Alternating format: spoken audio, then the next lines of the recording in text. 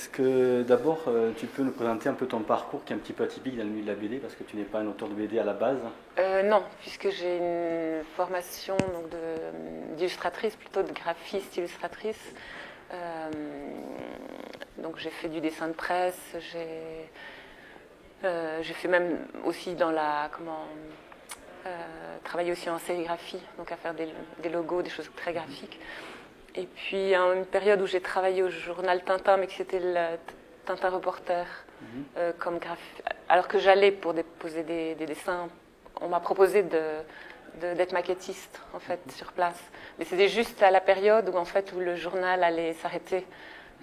Donc j'ai travaillé là et en fait suite à ça, je suis partie pour Haïti, où après j'ai vécu 3 ans là-bas. Donc là ça a été une période où j'ai continué à dessiner, mais pas pour des institutions, enfin pas pour des journaux, des choses comme ça. J'ai travaillé un peu au consulat en Haïti, et puis après, à mon retour, j'ai vécu à Rome. Et c'est là où j'ai pris la pleine décision de raconter cette histoire, parce qu'en fait, cette histoire démarre sur un personnage qui fait partie de la famille de mon compagnon. Et c'est ça qui m'a donné envie de l'idée de raconter cette histoire. Plus l'intérêt en vivant en Italie, en fait, j'ai découvert ce qu'était comment les enfants sous la période fasciste en fait avaient été enrôlés. Et ça, à travers des livres que j'ai vus, et je pensais absolument pas qu'il y avait eu, comme en Allemagne, à ce point-là, en tout cas, un enrôlement. C'est massif. Oui. Est-ce que tu peux nous présenter donc Aldo Alessiani, dont tu racontes la version romancée un petit peu, parce qu'il n'y a pas que des faits réels, c'est romancé aussi. Est-ce que tu peux nous présenter le personnage un petit peu? C'était un médecin légiste, enfin pas seulement, il a été médecin généraliste, mais aussi il a plutôt dans sa jeunesse, je pense qu'il a été médecin légiste, et donc il a eu en main les comptes rendus d'autopsie de la mort de Mussolini. Et il s'est rendu compte en fait qu'il y avait des anomalies dans ce compte rendu. Et lui, pour essayer de comprendre ce qui s'était passé, en fait, il a été presque obligé de reconstituer ce corps en plâtre, avec les différents impacts sur son corps, et aussi à étudier sous quelle angle venaient les balles.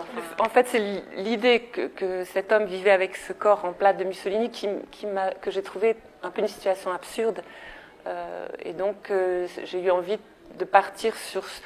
C'était pas tellement le fait historique qui m'intéressait, je voulais pas tellement aborder cette question-là, même si en réalité j'en parle assez, finalement. Et donc, parler de cet homme, en tout cas, m'a permis aussi d'aborder cette question en retraçant la jeunesse de ce personnage, Aldo, que je nomme Ignazio dans mon livre. Je parle de donc j'ai fait des retours en arrière où je parle de sa jeunesse, mais qui est une jeunesse inventée, même si en fait ce Aldo, comme tous les autres enfants de son âge, en fait, était dans les mouvements, dans les ballets, là, mais aussi comme Hugo Pratt, on l'a vécu aussi lui, je crois, dans sa jeunesse. Et donc il y avait 2 ou 3 points importants que je voulais aborder dans l'histoire. Mais le point de départ, ça a quand même été, ce personnage qui réellement aussi vivait avec sa mère de plus de 100 ans. Ça, c'est dans la réalité. Ça, c'est la réalité. Oui, ça, c'est la réalité. Et puis, c'était un personnage un peu atypique aussi comme homme, comme type d'homme. Et voilà. Donc, la part de documentation est moins importante dans ce récit, que c'est plus romancé. Mais il y a quand même une part de documentation sur des...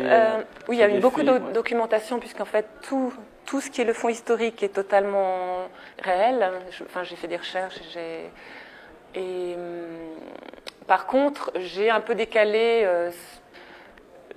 son cadre de vie, le fait qu'il vive avec des pigeons, et puis rajouter des anecdotes où donc il est confronté à un groupe de jeunes là, qui l'embêtent pendant l'histoire. Mais malgré tout, oui, la base, elle est historique, elle est réelle. Même si elle reste avec un point d'interrogation à la fin. Et sinon, tu décris le processus d'enrôlement des jeunes garçons. On voit dans le héros, dans le roman, il ne porte pas forcément un jugement négatif. Hein. Il compare, je crois à un moment, il compare ça à des camps de vacances un petit peu. Mais, Est-ce que c'est un endoctrinement qui a été trop efficace, enfin très efficace et comment on peut l'expliquer en fait? Ben, en fait, enfin, moi quand j'étais à la recherche de documentation et tout ça, mais le quotidien, mais à l'école, à la maison, au moment de Noël, c'est-à-dire à l'école, il y avait les dictées, elles étaient toutes. Moi, j'ai vu des livrets scolaires d'enfants où les dictées étaient dédiées à Mussolini, ou même les genres de rédaction où on devait s'adresser à Mussolini pour dire combien il était bien ou gentil, enfin, dans le langage des petits-enfants. Hein.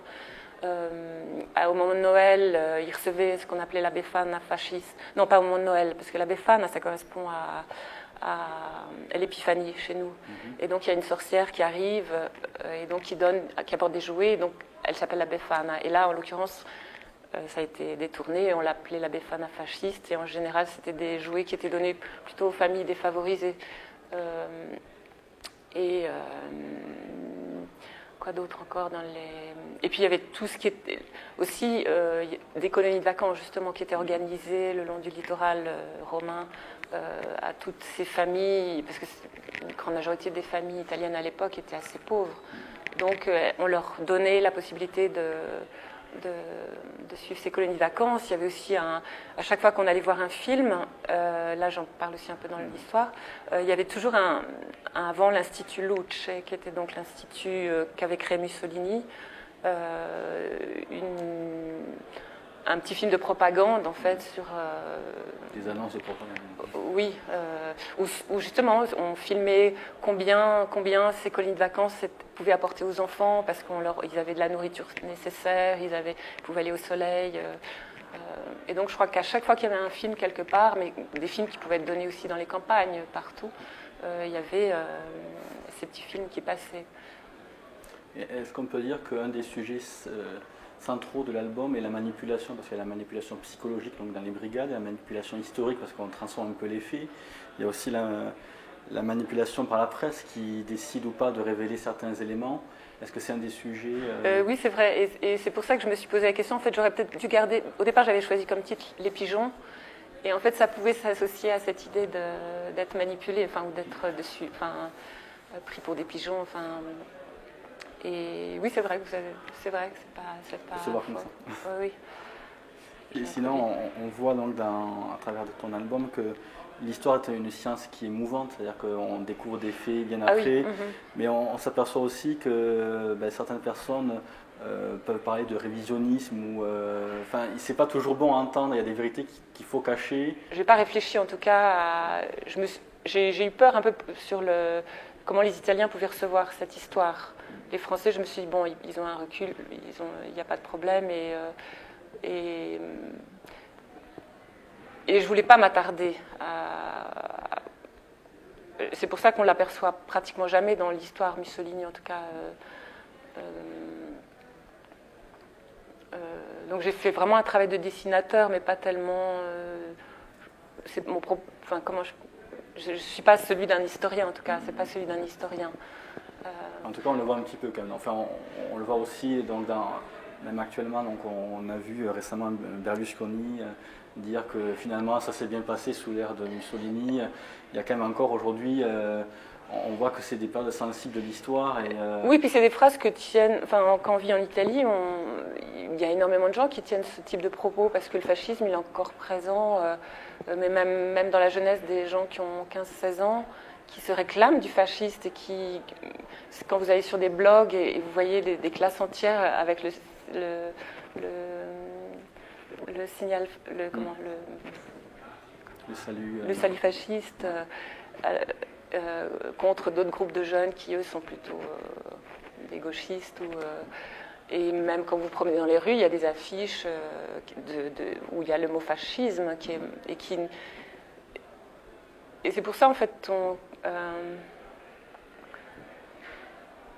le fascisme est plus... Comment ? Peut-être qu'il a un sens plus large en Italie. Moi, ce que je voulais que je voulais dénoncer dans mon histoire, oui, c'était comment est-ce possible que toute une jeunesse, sans s'en rendre compte, a été pris dans un flot de... mais comme le peut faire le Berlusconi, c'est-à-dire Mussolini a déployé des moyens incroyables pour... quand on peut... de l'image. Oui, la création de Luce, et Berlusconi, finalement, il a presque les mêmes moyens avec ses télés. Si on considère que la grande majorité des personnes ne lisent pas forcément et se font référence aux télés, il a un pouvoir, bon, c'est pas analogue, mais ça pourrait un peu se comparer. Et pour finir, est-ce que tu peux nous dire ce que tu retiens de ton travail sur ce projet? Qu'est-ce que ça t'a apporté? Du coup, c'est un peu neuf. Oui, c'est un peu difficile à... un album comme ça. Oui, comment je peux dire, c'était un désir de longue date. Et quand je l'ai réalisé, en fait, je me suis rendu compte que c'était